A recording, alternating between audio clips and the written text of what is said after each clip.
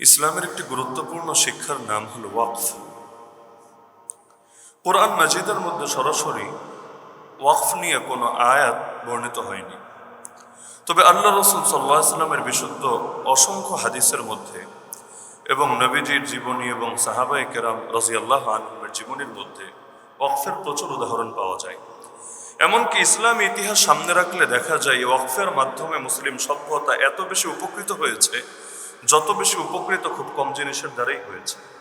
এমনকি বহুত বড় বড় ব্যক্তি এমন আছে যারা গড়েই উঠেছেন এই ওয়াকফের কল্যাণে, যেমন ইমাম গাজালি রহমতুল্লাহ আলাইহির নামও আমরা রাখতে পারি উদাহরণ হিসাবে। যেই মাদ্রাসায় পড়াশোনা করেছেন, যেখান থেকে তিনি পাঠদান গ্রহণ করেছেন, পাঠ সবক গ্রহণ করেছেন, এমনকি খাবার দাবার পর্যন্ত গ্রহণ করেছেন, সেগুলো ওয়াকফের মাধ্যমে পরিচালিত ছিল। আজও পর্যন্ত যত মসজিদ আছে বাংলাদেশে, যত মাদ্রাসা আছে, এর বড় একটা অংশ ওয়াকফের মাধ্যমে পরিচালিত হচ্ছে আলহামদুলিল্লাহ। তো ওয়াকফ এমন একটা জিনিস যেখানে একজন ব্যক্তি তার সম্পদকে দান করে, তবে এখানে দানটা সুনির্দিষ্ট আরেকজন ব্যক্তির উদ্দেশ্যে হয় না। স্বাভাবিক দান তো এটা যে আমি 100 টাকা, 500 টাকা, 1000 টাকা আমি আমার মালিকানায় ছিল, এবার আপনাকে মালিক বানিয়ে দিলাম, এখন আপনি স্বাধীন, যা ইচ্ছা তা করতে পারেন, যেখানে ইচ্ছা সেভাবে ব্যয় করতে পারেন। তবে ওয়াকফের বৈশিষ্ট্য হলো ওয়াকফে এভাবে সুনির্দিষ্টভাবে কাউকে মালিক বানিয়ে দেওয়া হয় না, বরং ওয়াকফের মাধ্যমে যখন একজন ব্যক্তি ওয়াকফ করে, এর মাধ্যমে সেই বস্তুটা, সেটা স্থাবর হোক অস্থাবর হোক, তার মালিকানা থেকে বের হয়ে যায় এবং সরাসরি আল্লাহর মালিকানায় চলে যায়।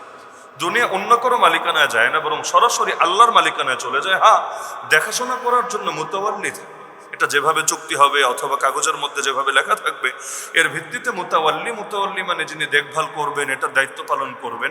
মুতাওয়াল্লি যিনি ওয়াকফ করবেন তিনিও হতে পারেন, অথবা অন্য কোনো ব্যক্তিও হতে পারেন, কিন্তু মালিকানা আর তাদের থাকে না, যার কারণে চাইলে পরবর্তীতে ওয়াকফটাকে প্রত্যাহার করবে, অথবা ওয়াকফের সম্পত্তি বিক্রি করবে, অথবা সে মারা যাওয়ার পর তার পুত্র সন্তান অথবা অন্যরা এর ওয়ারিশ হবে, এই সুযোগটা থাকে না, বরঞ্চ এটা আল্লাহর মালিকানায় চলে যায় এবং যুগ যুগ ধরে এভাবেই চলতে থাকবে।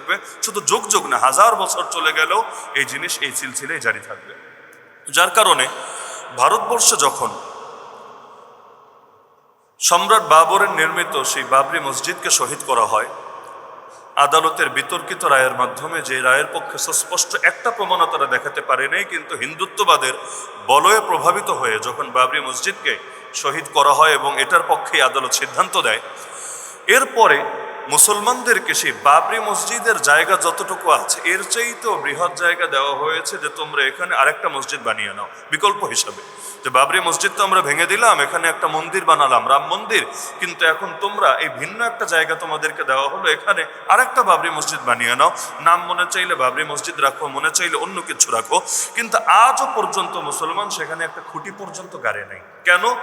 কারণ দুনিয়াতে যদি এমন হয় আপনার মাকে কেউ খুন করে ফেললো, আরেকটা মহিলাকে এনে বাসায় ঢুকিয়ে দিয়ে বলল এবার একে মা বানিয়ে নাও, পৃথিবীর কেউ তাকে মা বানানোর প্রশ্নই আসে না, উল্টো এটা তার কাটা গায়ে নুনের ছিটা দেওয়া হবে এবং এর দ্বারা তার ক্ষোভ আরো বেশি বেড়ে যাবে। তো যেই জায়গাটা শহীদ করা হয়েছে বাবরি মসজিদ, সেটা তো ওয়াকফি জায়গা ছিল এবং কিয়ামত পর্যন্ত এটার মালিক হলো আল্লাহ।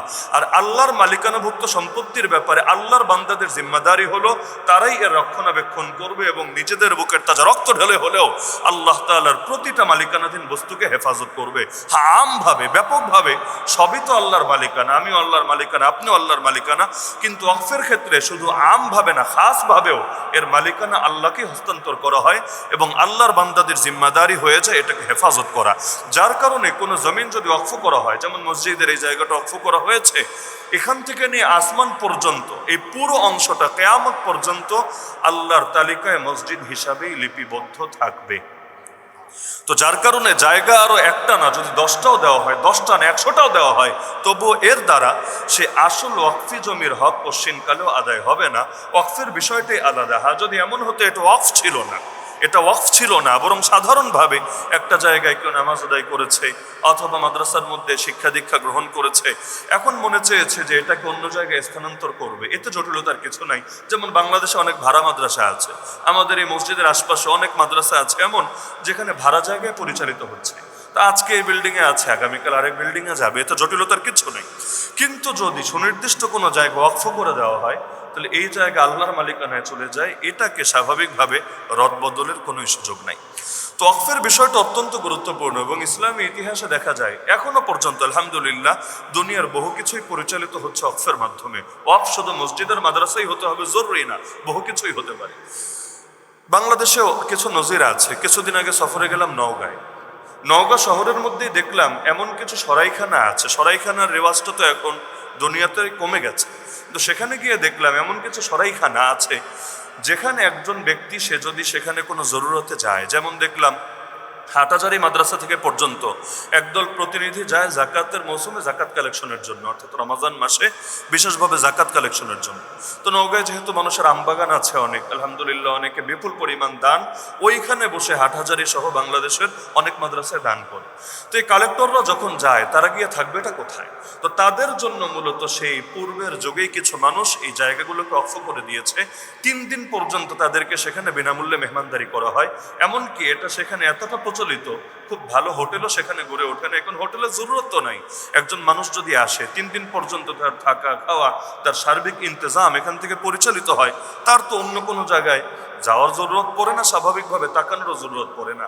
তো দেখা গেল এই সরাইখানে একইভাবে সেখানে মাদ্রাসাগুলোর দেখা যায় এক এক মাদ্রাসার কখনো এমন হয় শত শত বিঘা জমি আছে। হ্যাঁ, মাদ্রাসায় পড়াতে আর কতটুকু জমি লাগে, পড়ানোর জায়গা সামান্য, তো বাকিটা হলো বাগান, কোথাও ধান চাষ হচ্ছে অথবা কোথাও আম বাগান আছে। সেখান থেকে যে প্রফিটটা বের হয়ে আসছে এটা মাদ্রাসার কল্যাণে এবং সেই তালিবুল ইলমদের কল্যাণে ব্যয় হচ্ছে।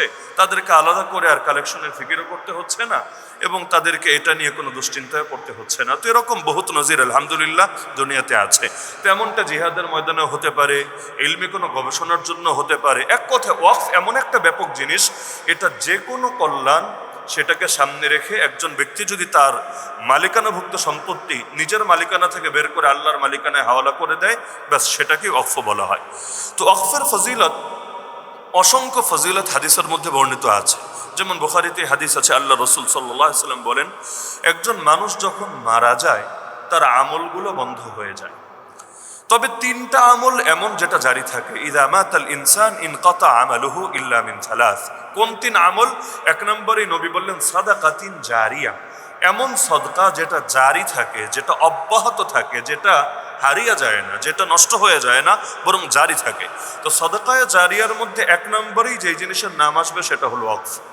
কারণ অন্য যে জিনিসগুলো আছে সেটা আজ আছে আগামীকাল নাও থাকতে পারে, কিন্তু একটা জমিন স্বাভাবিকভাবে এটাই যদি বড় কোনো দুর্যোগ না আসে যার দ্বারা পুরো অঞ্চলে ডুবে গেছে অথবা হারিয়ে গিয়েছে, স্বাভাবিক এটাই এখানে দীর্ঘকাল পর্যন্ত এই জমিনটা থাকবে। এই মসজিদটাও ধরেন যারা বানিয়ে গিয়েছিল, এটাকে এই জমিটা যারা ওয়াকফ করেছিল, হতে পারে আজ তারা দুনিয়াতে নাই, কবরে শায়িত আছেন।